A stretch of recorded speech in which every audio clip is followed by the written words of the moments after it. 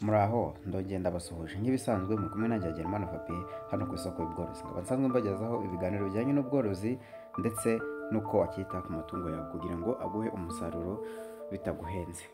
Muri iyi video rero tugiye kurebera hamwe uko wategura ifunguro cyangwa se ibiryo byo kugaburira isazi z'umukara tuzi nka BCF cyangwa se Black Soldier Fly. Tukaba tugiye kurebera hamwe rero uko wakikorera ibiryo byazo ukoresheje imyanda nk'uko twabibonye muri video yabanje. Izi BCF ni isazi z'imikara zirya ibiryo bikomoka ku myanda yo mu rugo, mu isoko, ariko zikarya ya myanda ibora. Uyu mugabo rero mubona hano yitwa Martin Ntenya, akaba agiye kutubwira buryo ki wakivangira ibi biryo byazo ukabitegura kugeza ubizigaburiye, warangiza nyuma yaho noneho ukabona ukazigaburira amatungo, inkoko, ingurube n'amafi ndetse n'andi matungo yose arya inyama agaburirwa izi sazi z'imikara. Atangiye atwibwira ati amazina yanjye banyita Martin Ntenya, nkaba nsanzwe nigisha ibijyanye na Black Soldier Fly. Uyu mugabo akaba agiye kutugezaho step by step ya process ya buryo ki wakitegurira ibi biryo by'izi sazi ndetse na buryo ki wabibika iwawe ukabibika bifite ubuziranenge, ukajya ubigaburira izi sazi zawe z'imikara. Nyuma yaho noneho mu gusarura zino sazi nibwo uzikuramo ibiryo by'amatungo nk'uko twayabonye haruguru. Muhawe ikaze rero muri kino kiganiro.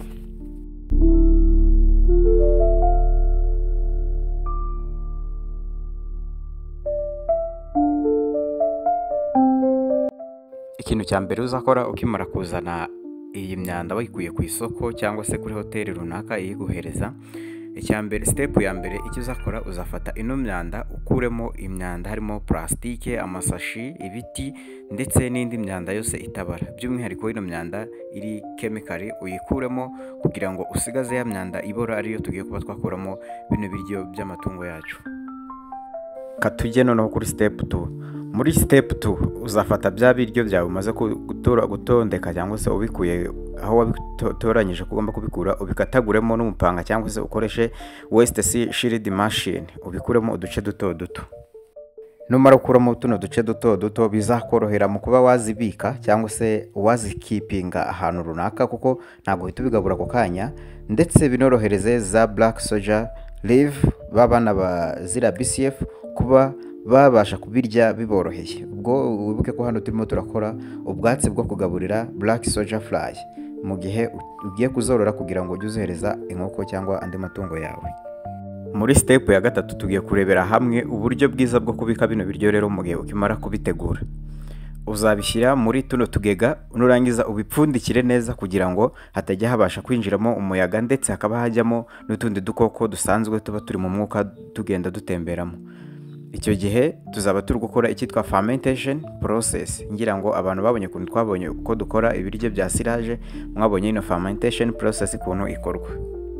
Iyi fermented tuyikora kugira ngo muri yino myanda tuyirinde ko yanuka. Iyo ikoze bino biryo ukabikora fermented, ino myanda ntabwo ibasha kunuka. Ikindi, udukoko duto twari turi muri ino myanda dukoze bino fermented kuko ijya imara iminsi icyumweru cyose, bivuze twa dukoko turimo twose tubasha kuba twapfiramo. Ikindi bituma zino lava zizajya yino myanda izayikuramo nutrients zihagije. Mu gihe ahantu utuye utabasha kubona tuno tugega, icyo uzakora uzakoresha zino plastike z'amasashi abarizo ubikamo yiriya myanda, cyangwa se ucukure hasi ukoreshe ya dam sheet twakoresheje tugukora azora, uzayifashisha uyicukure abarimo ushyira biriya biribwa urangiza ubibikemo. Utu tugega ubona hano rero nitwo twakoreyemo ya fermentation ya myanda. Reka noneho turebere hamwe uko ino myanda yaje kuba ihinduka nyuma y'iminsi 7. Uko nababwiye, ino myanda imara muri tuno tugega iminsi 7 yose. Reka turebe ukuntu biba bisana noneho. Byiza cyane, urabona ko bino biryo biba byarangije kuba neza kurusha mbere. Bivuze ngo ahangaha noneho zino livers zatangira kubirya nta kibazo, zigakuramo intungamubiri zikeneye kugira ngo zikure. Uno mugabo Martin Ntenya asoje abashimira kuba mwakurikiye iri somo cyangwa se ino modire yuko wakikorera ibiryo bya BCF cyangwa se bya zino sazi z'imikara. Ati murashimirwa, murabo agaciro kuba mwarebe ino video. Reka noneho tumushimire. Thank you for your permission to allow us to use your video, Martin Ntenya. Thank you. bivuze ngo ahangaha araza kumva ko tumushimiye, ntago akoresha ikinyarwanda, yakoreshaga icyongereza. Niyo mpamvu nifashishije video ye nyuma yo kumusaba uruhushya rwo kuyikoresha kugira mbagezeho ano makuru.